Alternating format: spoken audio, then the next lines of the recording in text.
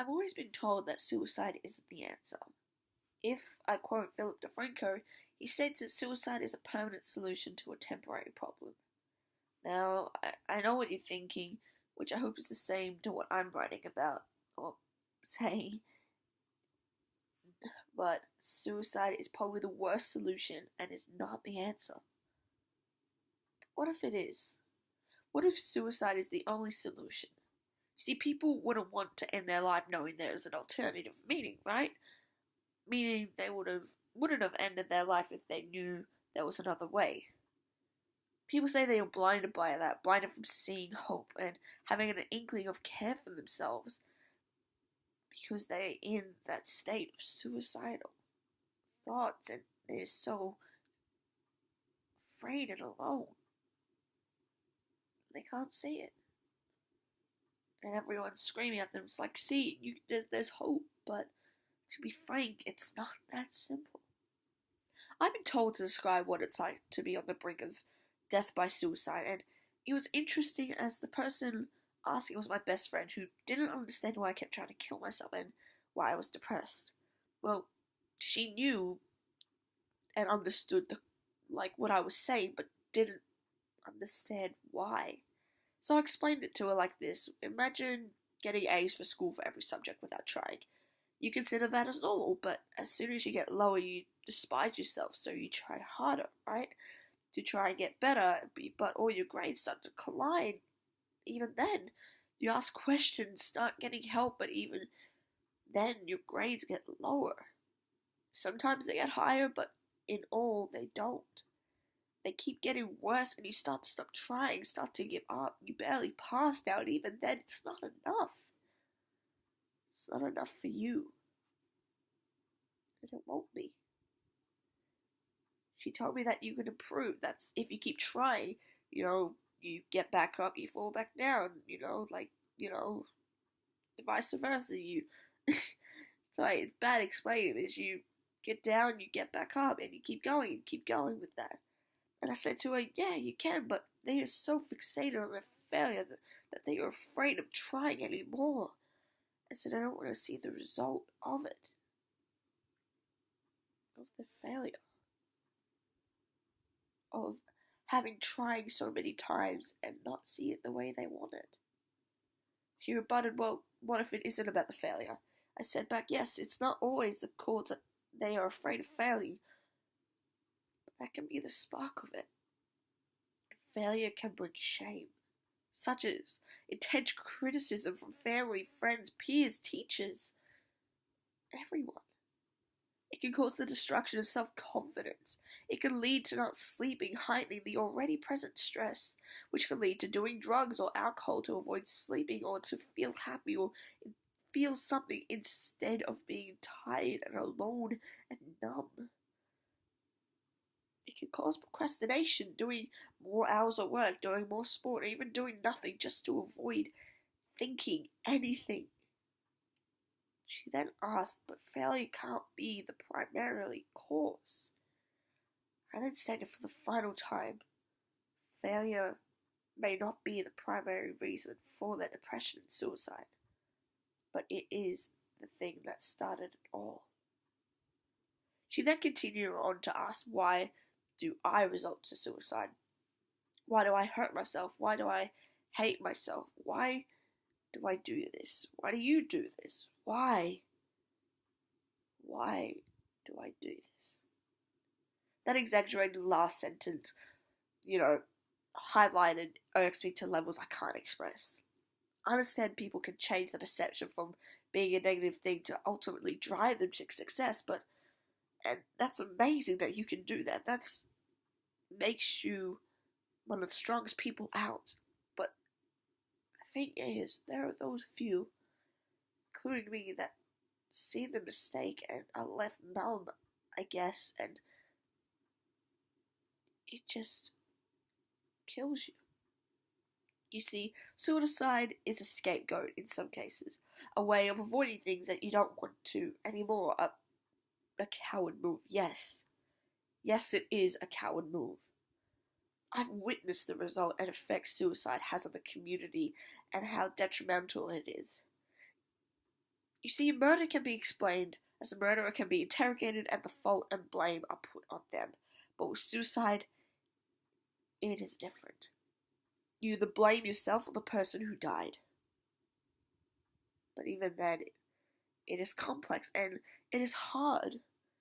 You have to deal with the why. Why did they do this? Why would they do this to me? Why would they do this to them? Why would they do this to everyone else? You start to get unanswerable questions rummaging through your head, already confused brain. It gets worse. You knot your thoughts and everything just gets hard and overwhelming and worse, and it destroys you on levels you didn't think existed, but somehow you find closure, but not completely, but you are not fully satisfied with the answer you got, but you deal with it anyway. It is not spoken or recognized, and if it is, then you shrug it off and try to focus, well, not focus on it, you try to focus on different things. It's weird, as I explained this to my best mate, and yet she asked, if you know the consequences of suicide, how it affects people, how it affects everything, then why do you do it? Why do it? And the only reason, only justification I could give is in those few moments before ending it.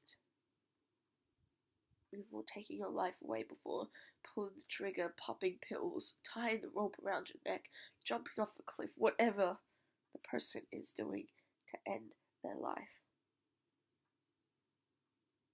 They feel a feeling that they thought they had lost. They feel alive.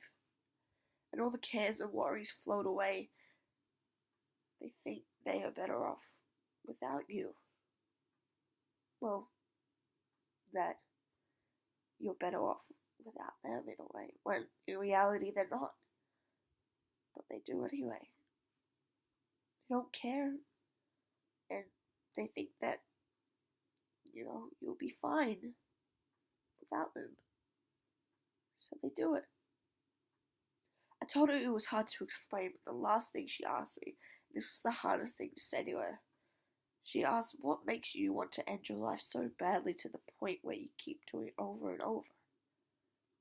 I didn't know what to say. She's my best friend. I've known her for 4 years. 5 years by the end of this year. She knows everything and I can say anything to her, but this was different. This was so personal. Something I wouldn't share with anyone that I haven't. She knew and knows I've attempted suicide, but not the amount of times. It took a while to say the words, but I told her how many times I have done it. 17. 17 failed attempts.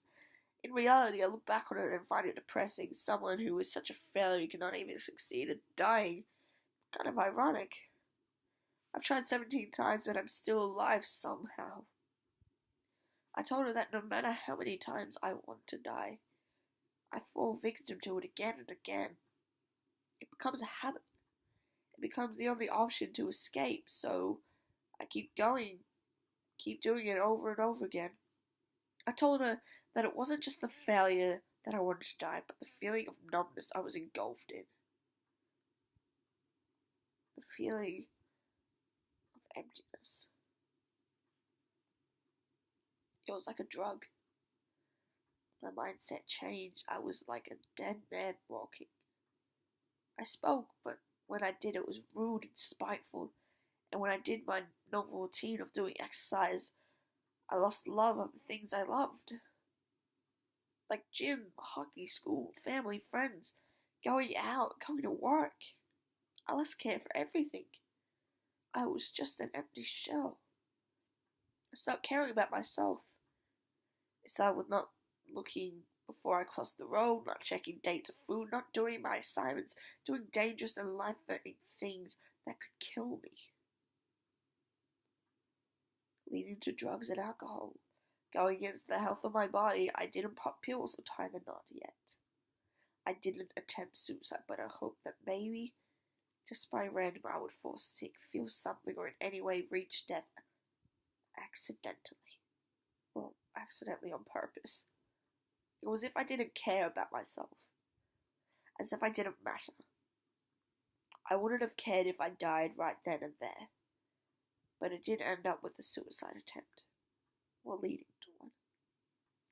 I kept doing and doing it until I could finally reach that point. The point where I feel life one last time. I always hoped that someone would stop me initially, but by the end, I didn't care. If someone stopped me or not, I wouldn't have cared if someone came in or let me die. All I wanted was my body to feel lifeless. I never truly found an answer on why I kept trying to end my life, but one day I will. You see, in my eyes, it's as if it's just me in the world. My last moments of living. I cut off everything, every person, every thought, everything. Just me, alone, silence. I am succumbed by the silence and nothing, nothing can change my perception. So in the end I think suicide can be an answer, be an option, but the wrong one. And maybe, hopefully I'll explain on here why I'm still here. And maybe share my story. See you soon.